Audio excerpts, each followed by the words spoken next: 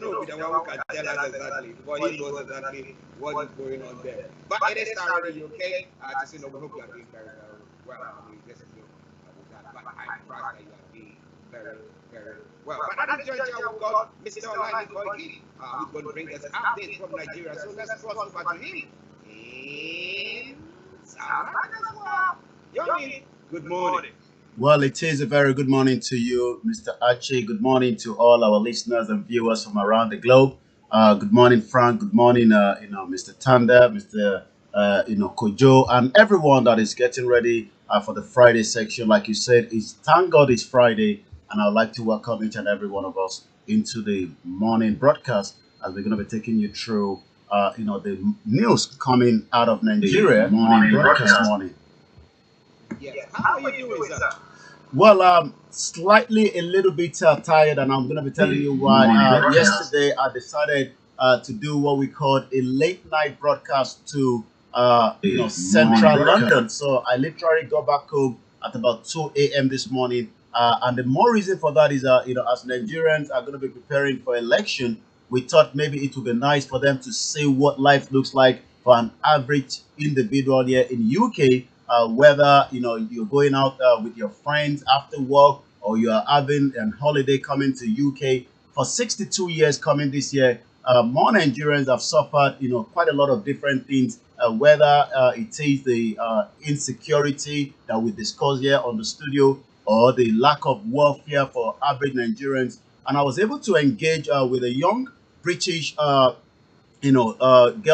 or woman, I'll say, that have just completed her medicine course, and she's decided to take a gap year. She was able to tell us what freedom means, and also that we must not be able to stress too much, especially with the kind of life that we are living now. Whether pressure from work, because you are the one that is needed, not the other way around. So it was a very beautiful, almost 4 hours broadcast, moving from Piccadilly Circus to Leicester Square to almost I went also as far as in front of the St. Thomas Hospital. Millions of Nigerians and also Africans are suffering from a lot of healthcare reasons as well. So I was in front of the St. Thomas Hospital for a very long time, got a bus from there back again to Oxford Circus. So it was a mixed bag of different areas being shown, and the whole idea is we must start asking the politicians back home why there's not been development in Nigeria and most African countries. That is what I happened yesterday. By the time I got back home, I know I've done a lot, because the body was telling me it's been a long time you've done such a activities. Well, listeners, that is what we do. We tell you that because of the love we have for you, we want to go all out to make sure that you have all the information that you need to get. Let me acknowledge Pastor Emmanuel Chidi, and to Amaya, long time no here. I hope you are doing very, very well. Good morning to you as well. Now let's go to the updates. Now, interestingly, 400 ethnic groups went to the federal government, or have spoken to the federal government to say that, look, we are tired of the insecurity that is going on in our communities. And that is quite a lot of people, ethnic group, telling the government that, look, virtually you have failed when it comes to security. What is going on about? Well, you're quite right. Let us quite always remember that Nigeria was merged together in 1914 by Great Britain during the colonial era. That is almost 107 years ago. That has expired in 2014, and that is part of the reason why a lot of Nigerians are asking, whether this union have literally worked for 100 years. The whole purpose of that amalgamation was because of economic reason, for the British government back in those days and in those era, which some things have changed. We've seen that there's still good relationship between the British government and the Nigerian government, but does that have impact on an average Nigerian is the question. Let us first ask, where Nigeria stand when we talk about, the insecurity today. Nigeria remain number 3 according to the Global Terrorism Index.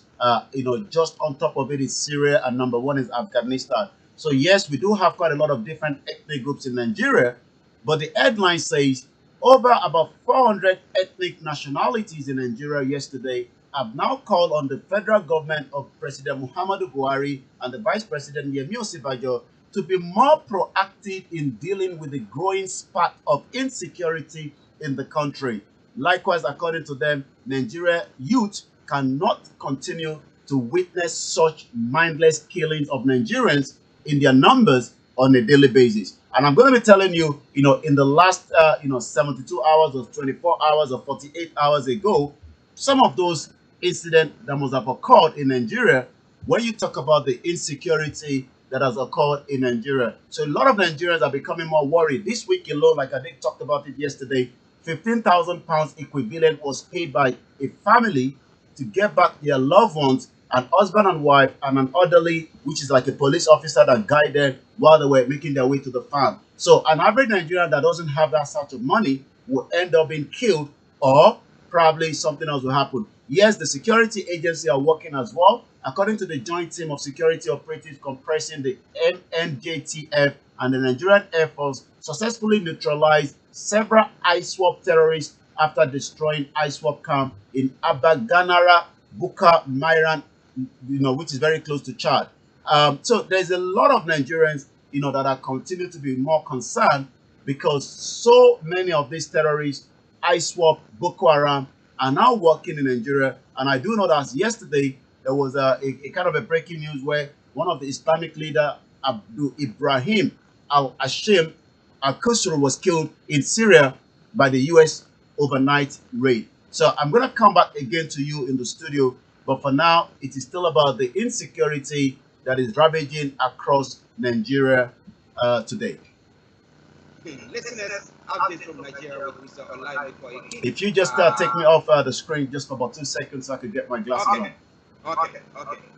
Just bear with us. Interestingly, I talked about the insecurity issue that is going on at the moment in Nigeria. And the question is, what is going to be the reaction of the federal government? Are they going to say, oh, come on, shush, or whatever reaction that somebody like Lai Mohammed will want to put across? Or do you think this time around, some way, somehow, they're going to hack into it? Because, like I said, what caused the coup d'etat in Burkina Faso? The citizens were saying they've had enough of insurgents. They've had enough of their properties being destroyed. They've had enough of their lives being, shot, cut, and decided that, no, we've had enough, and therefore there was that coup d'etat. What is going to be the reaction from the federal government? But we'll come to Yomi back, so let's go to Yomi once again. Yomi, has the federal government reacted to that statement or that request by these red ethnic groups? Well, I will give you what the reaction that I must have seen online in terms of, something different, because when it comes to insecurity, even the president, I think last week was in Sokoto, but couldn't travel down to, Zamfara, where it was expected. A lot of Nigerians say that, there was a bad weather. They would have traveled on the helicopter, but because of the bad weather. But a lot of Nigerians were saying, how come the president couldn't travel by road? A lot of Nigerians travel by road, so they would have expected the president, to do the same thing as well. But I believe, one response that I picked up, from the presidency, which is Femi Adesina. Let's see if we can get that. Adesina says, I pray Nigerians will elect a leader like Buhari in 2015. In 2023, rather. Yeah, so that's statement that I love. Now, you see somebody who is not helping you, whatever is done for the past have been disastrous for you, is costing you your lives. Now, why do you want to elect somebody like him? All right, let's leave that for another time. But let's go to some other stories. Courtroom overcrowded as Ogoni teenage killers arraigned and remanded. I remember during the course of the week, early part of the week, you did touch on that story as well. So what has happened? I know they killed a girl. Was it the one they killed a girl for a ritual purpose? Yeah. Of the sort. Now, what has happened to them? And how has the family that has seen this, this pain or experiencing this pain, have they been dealt with as well? If you have any information pertaining to that. Well, a lot of people, and this is part of what I was doing yesterday, to tell an average Nigerian that you don't literally need to take somebody's head and put it in a pot and decide to cook it and do whatever you want to do before you become a wealthy person. If you have a stable electricity, if you have the enabling environment, if we have the industries, people are literally making money from different sources, whether you're a waiter, whether you're a cleaner. I saw different bags of different people yesterday, and these people would not have to kill somebody before they have money in their pocket because the society and the development of the area is available for them. Imagine somebody that works in the hospital and makes a lot of money. Why do they want to kill somebody? But in the reverse way in Nigeria is at the Abeokuta Magistrate Court sitting in Isabo in Ogun State in southwest Nigeria yesterday, the 4 teenagers who allegedly murdered a 20-year-old girl, Sophia Kende, be remanded in prison for 2 months. Some of their age is Balogun Mustakim, which is 20 years old. Majekodumi Solodome is 18 years old. Lukman is 19. Waris is 18. You can see that these are youth, that should be in the university if the society was working in the first place. I mean, an average citizen here in UK, as at that age, will be trying to either be in the university or going into apprenticeship or doing a kind of a part-time job or even a voluntary work. But rather the other way around in Nigeria is there's a kind of a system now that everybody wants to drive a BMW and flash that on the social media.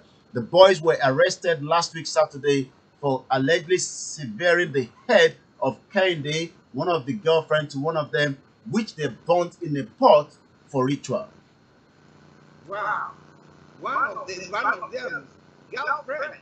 Yeah, and the girl was slept with before they even killed her. Oh wow. Yeah, it's a very sad situation, a very, very sad story, coming out of the southwest of Nigeria, over the weekend. And a lot has happened again just after that. It's never an ending case when it comes to the ritual killing. It's entirely, there's a particular case that is going on as well, where an MBA student slept in an hotel and eventually it disappeared. And after a lot of inquiries, because the hotel probably didn't realize that he made a contact back to his wife in Abuja. And these are well-to-known society, in the social life, as you might want to call them in Nigeria. And as I speak to you right now, it doesn't seem that case is going anywhere because influencer of people from the top hierarchy are now involved in that case. And the way things are now, a lot of Nigerians believe that case will probably be thrown away as well. One of the hotel owner is also owns a couple of university. I believe in Ghana and also one in Nigeria called Oduduwa University. Is also a very linked to the current Ooni of Ife in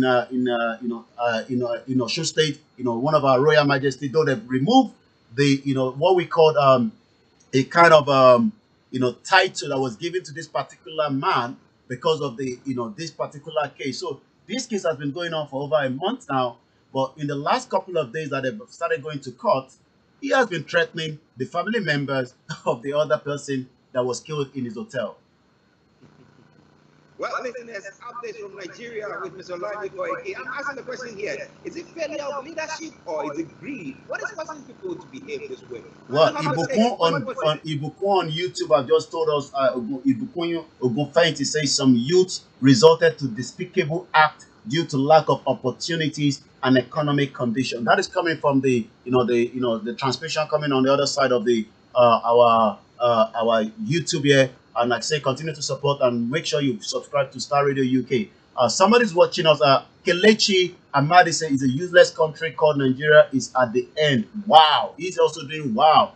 Kelechi is also, we catch you. Very sorry for you in Biafra land. We're not interested showing terrorists in the media. So that is coming from Kelechi there. So quite a lot of people are following the broadcast. But like I said, continue to stay tuned. There's still more to come before the end of the day. Yes, listeners. Let me say good morning to Anthony Adedeji. Anthony, long time. Hope you're doing good. And my just says that thanks KOIKIMEDIA for bringing Timothy's case to international media. Okay. Well, let's go to Yomi for some more of the stories making the rounds in Nigeria. Over to you, Yomi. Yes, it seems again ASU is not going to be happy. Remember, I believe it was 2020, almost a year. Most of the students were literally sitting down at home because of the indefinite strike. It seems that might be coming up again. ASU lambast Buhari regime as serial promise breaker, adulterous spouse threatens indefinite strike. We are determined to end the dubious pronouncement by the government claiming commitment to sound university education. The Academic Staff Union of University says it will soon embark on an indefinite strike to press home its demands 1 month after it suspended a 9-month-old strike. Imagine a university student that is meant to graduate, we have to wait till another year. So that is why when Nigerians say we're going to university on a 3-year course, they end up spending almost another extra 2 years when a 9-month strike and so many 9-month strike, and just is the reason why. But again, this is not because their wish. According to Lazarus my Goro, the chairman of the University of Just ASU chapter, disclosed this in a statement yesterday. The government pattern of response to issues is that of a serial promise breaker, like an unfaithful spouse. They are unable to match their word with action, which is affecting the education sector. Again, education is very, very key in any part of the globe. And if you want to develop your system and your country, you must be able to provide those education for your students or your home citizen as well. So I'm going to touch on the other headlines, then we'll come back again to you in the studio. Sweden opens a consulate in Lagos. That is coming from the headline. Buhari regime illegally executed IPOB members with Uzodima's help, according to Okorocha. This is quite interesting. Let me give us again background to Okorocha. Remember, we used to talk about him before. He's now a senator. He was the one that brought in the commissioner for happiness in, during his tenure as the governor of Imo State. But at the moment, I was listening to him literally yesterday. He has paid a visit to Buhari to tell him he's interested to become the president, but he's also complaining to Buhari that the EFCC is after him for a 2.9 billion allegation fraud. And when he was asked, does the president have to intervene in a court case? He said, well, that's a different thing entirely, because there's a kind of a judgment. When these, individuals are in power, they do the same thing, but the power has changed over. Is now calling everything a witch hunt. And it's quite good, because I can see that the Biafrans will be looking into this particular, conversation from Okorocha that has wanted to be a president. Maybe he's looking for the favor from the southeast or the Biafrans, but he's now putting a kind of a pinpoint to the next governor, the current governor, that says former governor Okorocha of Imo State has berated President Muhammadu Buhari for illegally executing the indigenous people of Biafra. I'm sure the Biafrans and their legal team will be looking at this, because we have been talking about that. I believe I spoke about this yesterday. There are more people when we talked about the court case of these 4 individuals from the Biafrans that have been, told to pay, the AGF must pay them 200,000 naira. This is part of the, a lot of allegations. An average person has become an IPOB member, and the government picks them up, and then all of a sudden, they are nowhere to be found. Though belonging to the same ruling party, All Progressive Congress, faction might divide, as I told you at the beginning of this week. Mr. Okorocha did not hesitate to describe the president's action as wrong. It seems now the split on the fire is coming out, and we might be ready to see more of this, because it's about the election processing, the restructuring, the self-determination. It's a mixed bag of different things that are going to be happening in Nigeria this year, and I'm going to be giving out the time clock on Star Radio UK. He also said his successor, Governor Hope Uzodinma, for failing to handle the IPOB crisis very well. Remember, Mazi Nnamdi Kanu was kidnapped, rendition back to Nigeria, and I was reading from his legal team yesterday. They will be hiring another extra senior advocate of Nigeria, because a visit was paid to him in the prison by one of them yesterday. So we're going to be getting more of that. Some of the other headlines. Afe Babalola warns Nigerians against Osibajo, Tinubu, Atiku presidential ambition. Who is Afe Babalola? Is a very senior advocate of Nigeria, a very well popular, elder statesman. Also owns a university as well. Afe Babalola is senior advocate of Nigeria, known as SAN, has warned Nigerians against considering APC national leader, the vice president Yemi Osibajo, and the ex-vice president Atiku Abubakar for 2023 presidential election because of their age. He has asserted that a presidential candidate should not be older than 60 years old. About 2 weeks ago, Tinubu, 69 years old, his age is not yet accurate, because a lot of Nigerians say on the Wikipedia that seems to have been distorted.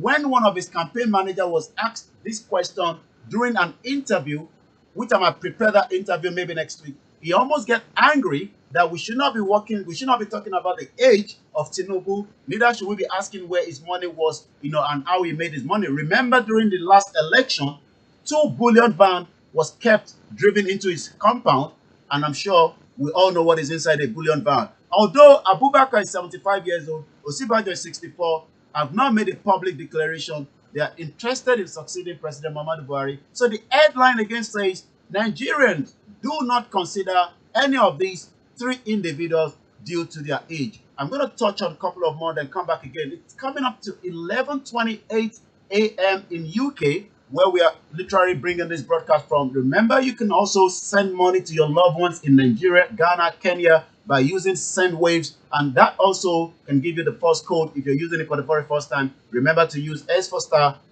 T for Tango, A for R, Alpha, R for Romeo, star will give you that first code.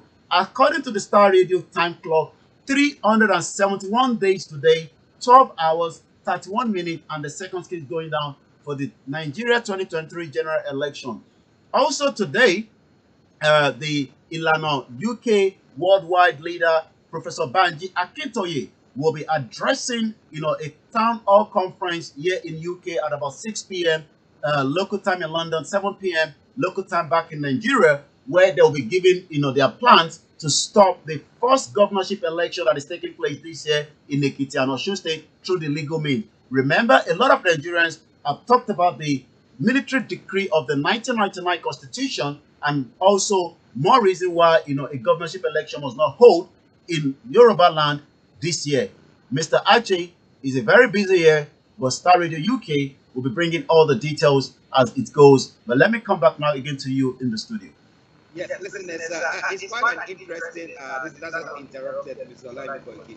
Now, let's talk about the elections. You're talking about 375 days more for the elections, okay? But are Nigerians ready to go for elections as a whole? First, that's the question I want to find. Well, I've been looking and following, the trend, and you can only pick up those kind of trend, on the social media, especially now the government has allowed Twitter, to come back, to air. So, in the last 72 hours, we've seen Peter Obi trending, and the reason for that is more Nigerians believe that they might be able to support Peter Obi by putting money together and allow him, to be the next president. Of whether PDP will zone, that to Southeast is a different thing entirely. More Nigerians are also, asking people to pick up their PVC, so that they will be able to chase, some of these that the former president Olusegun Obasanjo that we played says. You've got to slug it out, not violent. But if you don't push these, individuals of current, politicians, they're not going anywhere. And that video has been trending. But whether PVC will solve the problem in Nigeria is something that a lot of Nigerians will have to review. And again, more Nigerians are discussing, the 2023 election, while more Nigerians are saying enough is enough. It is time to put a full stop to Nigeria, and let's come on the round table, decide our fate, just like the British decided whether they still want to be traveling to European country without any kind of injury. But if you're traveling to Spain this morning, you better check on the foreign ministry website so that you don't end up getting stuck there because you're no longer part of the European Union. Yeah, that's true there. That's true there. But my question is, now we have the Ilano UK leader, the leader can give a press conference where you are saying that they are going to stop some even state elections from being held, government elections from being held in Ekiti and others. Now, what measures? Because I'm looking at it that, as the former president said, Obasanjo said, he said that, well, you have to slug it out. So veterans saying that, look, get your ID card, go and vote, make sure that you vote those that you don't want out. But this is a case where we see people who might genuinely be the ones that we want. However, people use all sort of things to push them away. Now, should it happen that somebody from Ododuwa decides to stand as president, do you think that will resolve the secession issue that is going on because people will be appeased with it? Well, that is a good question. Before I answer that, I can see that there's an image just coming out that the vice president has arrived in Lagos for the, the burial, service of the late, former interim president Chief Ernest Shoneko that died that we discussed yesterday. That image is just coming out right now. They've arrived in Cathedral Church in Lagos. So coming back to the question, this was put to, Professor Banji Akintoye, the leader of, Ilano Movement for Self-Determination, during their U.S. town hall meeting. I mean, no, not. I mean, there was another town hall meeting that took place where questions were put out to determine what are the options. It's all about the options. I mean, if we say we don't want election in Nigeria, what options do we have, to stop this kind of election from taking place? That is the first thing, that a lot of people wants to know. And you did ask, should we have a Yoruba person coming out to become the president? Would that option be given to them, so that people that are campaigning for self-determination? That has been ruled out as well, because the reason why that has ruled out is because of the situation where the 1999 Constitution, which is a military decree 24, was put on many Nigerians. So if anybody is going to become the president of the Federal Republic of Nigeria, the question is, on what constitution would that be happening? That is the question that a lot of people are asking. So that has been literally ruled out, from that as well. Let me give you the background of some of the questions that was put to then I'll put up the options. these town hall meeting that have called, like I said a couple of days ago. And yes, I've got it in front of me. It was a brainstorming Yoruba exit option out of Nigeria, and those options that was completely ruled out. I've got here discussing options and clarifying the available exit route for the Yoruba. Number one, actualizing no Nigerian elections ever again in Yoruba land using the youth. Number two, referendum through Ninas. At the moment, the Ilano has exit out of Ninas because, from what they are saying, that as much as Ninas has a plan with the 1999 Constitution, but it doesn't seem to have, the other ethnic groups as the Yoruba were working in Ninas. So the Ilano has pulled out of Ninas as I speak to you right now. Some Yorubas are still working with them. So that was ruled out as well. Referendum through Yoruba negotiation with the federal government. The federal government is not going to negotiate with anybody, neither will they negotiate with the Biafra as well. So that as well has been ruled out. The next one is a civil unrest followed by declaration. That option is not something that the professor wants in the terms of civil disobedience and then civil unrest, and that will lead to a declaration. A legal court judgment. Yes, a legal court judgment which has already started. Remember, the Yorubas and also the Biafrans have taken the Nigerian government to the International Criminal Court. But that is a process. It's a process where they have to come down to investigate some of these issues before they would then be able, to, send what we call a statement back to the Nigerian government to bring them to the court. So another one that was put is put people into a political party to become governors and later unite to drop Nigeria. That was also ruled out. So negotiate with somebody like Bola Tinubu, that is contesting, is a Yoruba person, and then again that was ruled out. So you can see that the option that is on the table right now is to continue that awareness and then force through the legal means to bring down that the constitution that has failed in terms of the first two elections that will be held. So more details of that will be happening again this evening when he will be speaking to more people from different parts of the globe at exactly 6 p.m. local time. Okay, make a date on that as well to help you, to inform you. But let me acknowledge a couple of people and some comments that have come through. Tosino says Nigeria is a destiny killer. It says Nigerians living in Nigeria are all prisoners, and it goes on further to say in the quest as to whether Nigerians should go for elections. It says that no, election is not the way, but a referendum should be it, so that the people agree or disagree whether to stay together or to split. And then Amaya says Yoruba Nation now. Prince, okay, Amaya says revolution now, referendum now, freedom now. Okay, Yoruba Nation now. Now Prince Adebanjo Israel Bemi says good afternoon, Star Radio UK. Prince, good afternoon to you. Hope you are doing very well and enjoying the broadcast as well. Listeners to Star Radio UK, your favorite African and Caribbean radio station in London.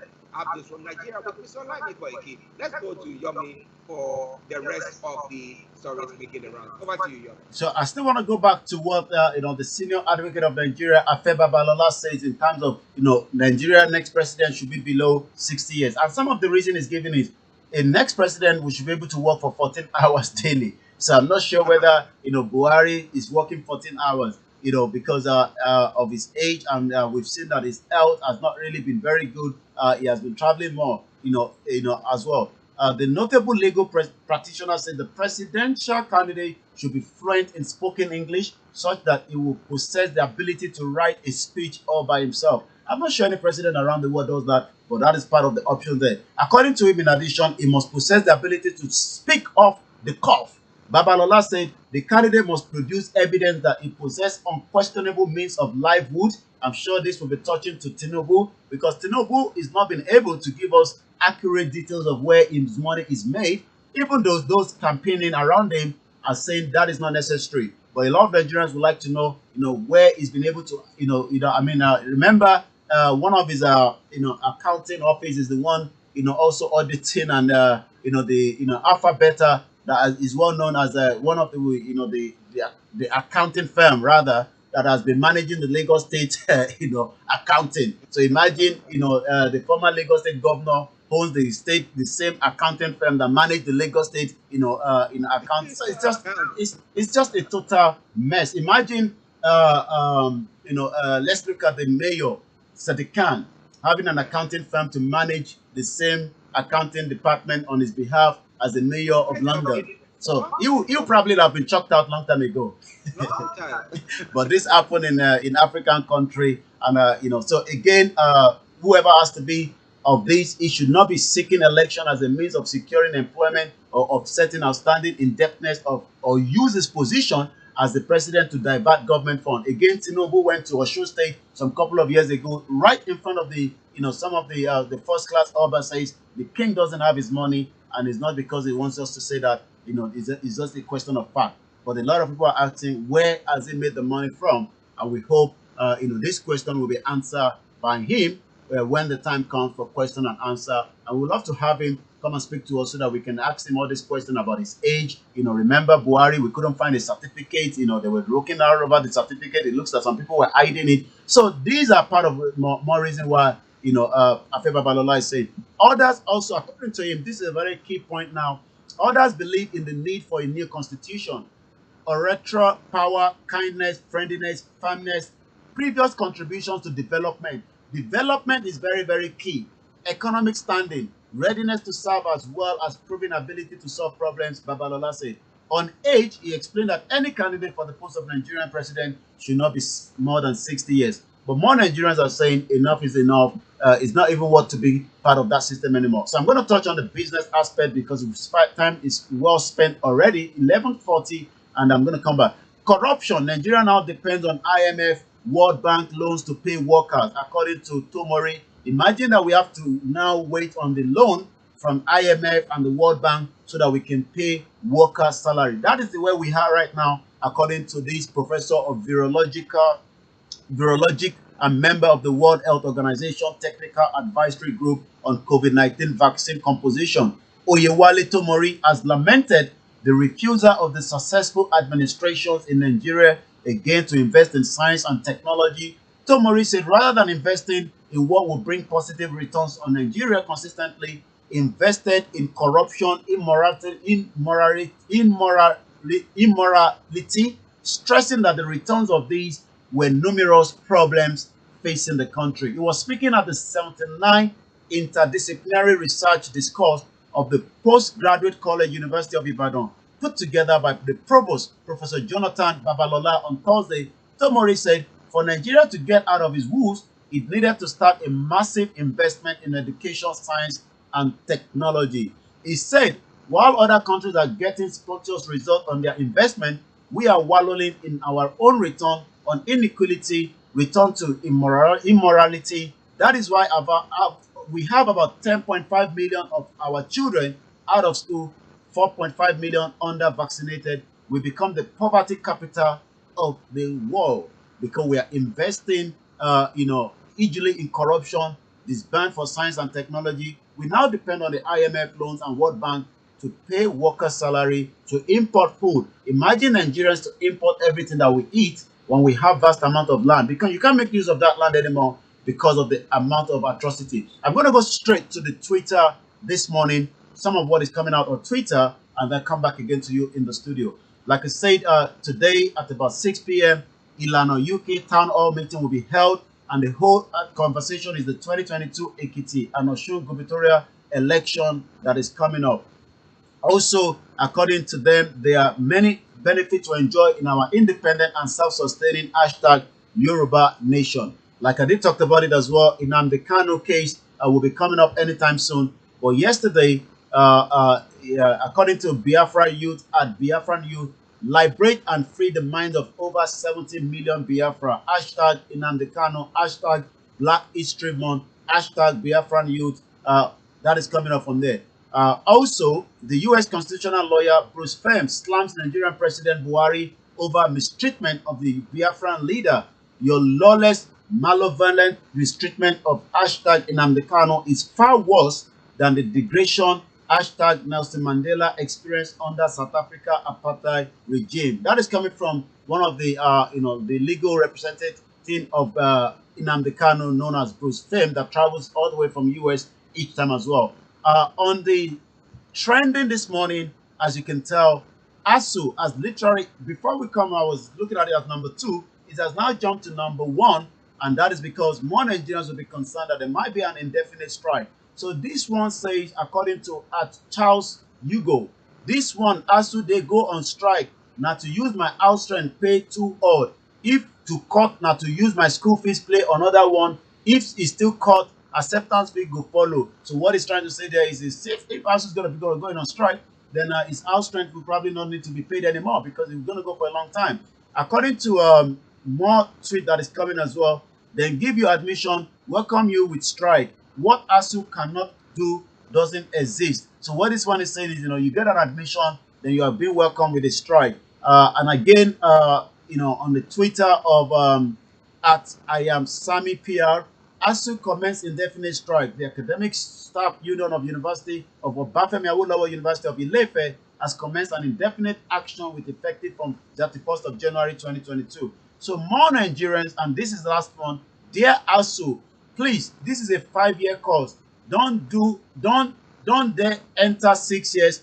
Who did I offend? So you cannot guarantee that when you enter a university in Nigeria on a 3-year course, that will be a 3-year course, because there will definitely be a strike in between. You might end up spending another 2 years on top of that. Sometimes people get pregnant before they even come out of that university. It's a Star Radio UK, your finest African and Caribbean radio station in London. It's about 371 days before 2023, but be rest assured, we'll be giving you all the news and the headlines. And like I said, very soon, we're going to be having the key player to come and speak to us during Niger Voices. But for now, I'm going to come back again to you in the studio.